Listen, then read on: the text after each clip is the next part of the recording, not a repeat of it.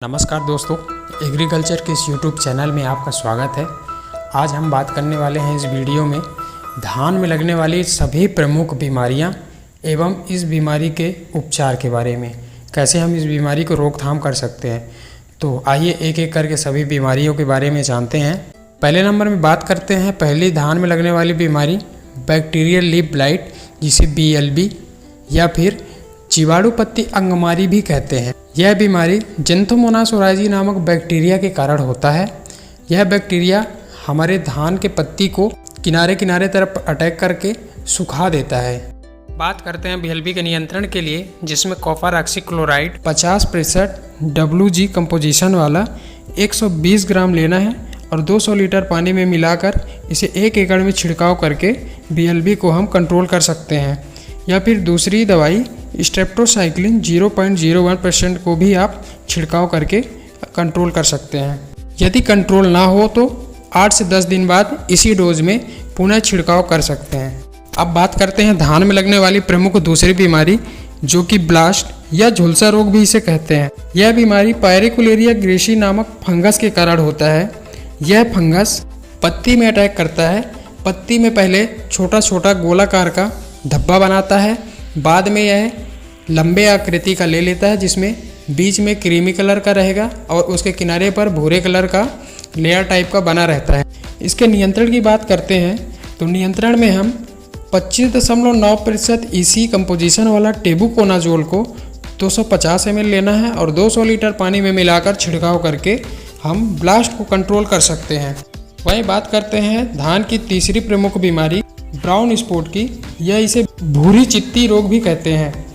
यह बीमारी हेलमेंथोस्पोरियम ओराइजी नामक फंगस से होता है। यह बीमारी अधिकतर बोए जाने वाले बीज के द्वारा ही आता है, इसलिए बोने से पहले हम बीज को उपचारित करके बोएं। कार्बेंडाजिम से हम उपचारित कर सकते हैं या फिर खड़ी फसल में हम कार्बेंडाजिम 50% WP कंपोजिशन वाला 400 ग्राम को 200 लीटर पानी में मिलाकर डाल सकते हैं। इस बीमारी का लक्षण है यह पत्ती में छोटे छोटे स्पॉट बनाएगा, पहले भूरे कलर का, उसके बाद यह स्पॉट आपस में जुड़ के पूरे पत्ती में फैल जाता है। बात करते हैं धान में लगने वाली चौथी भी प्रमुख बीमारी, जो कि सीड ब्लाइट है। यह इसे पर्णछंद अंगमारी रोग भी कहते हैं।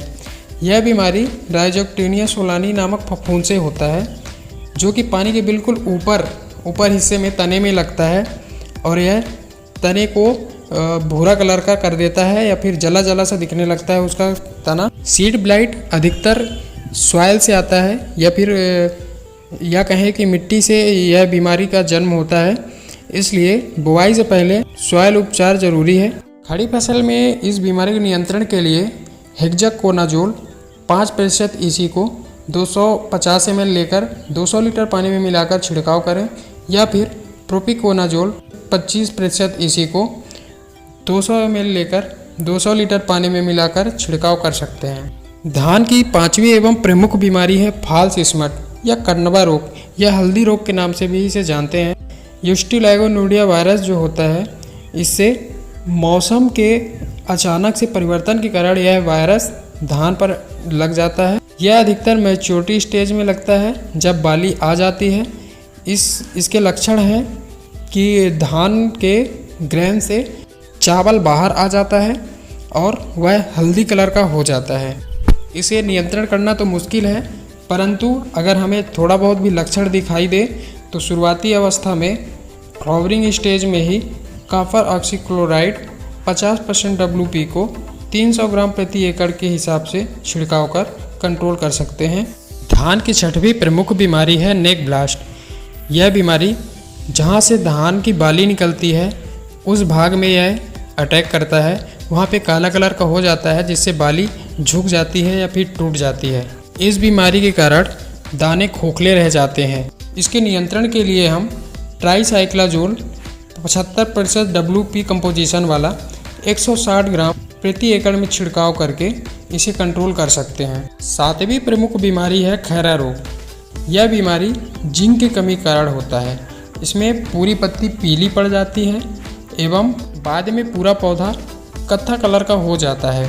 इस बीमारी को दूर करने के लिए हम 5 kg पर एकड़ के हिसाब से जिंक सल्फेट 35% को डालकर इस बीमारी को कंट्रोल कर सकते हैं। धान में लगने वाली 8वीं प्रमुख बीमारी है राइस टंगो डिजीज़, जो कि 2 वायरस के मिलने से यह बीमारी पैदा होती है। इससे पत्ती के ऊपरी भाग पीला पड़ जाता है एवं पत्ती जो है जंग लगे टाइप से दिखने लगता है। पौधे जो है बौने रह जाते हैं। इसके नियंत्रण करने के लिए हम इमिडाक्लोप्राइड 17.8% SL कंपोजिशन वाला 40 ml प्रति एकड़ के हिसाब से छिड़काव कर इस बीमारी को कंट्रोल कर सकते हैं। दोस्तों, एक बात का विशेष ध्यान रखें, किसी भी फंगीसाइड या किसी भी दवाई का फ्रूटिंग स्टेज में बिल्कुल भी छिड़काव ना करें। या तो फ्लावरिंग स्टेज में करें या फिर मैच्योरिटी स्टेज में करें। धन्यवाद।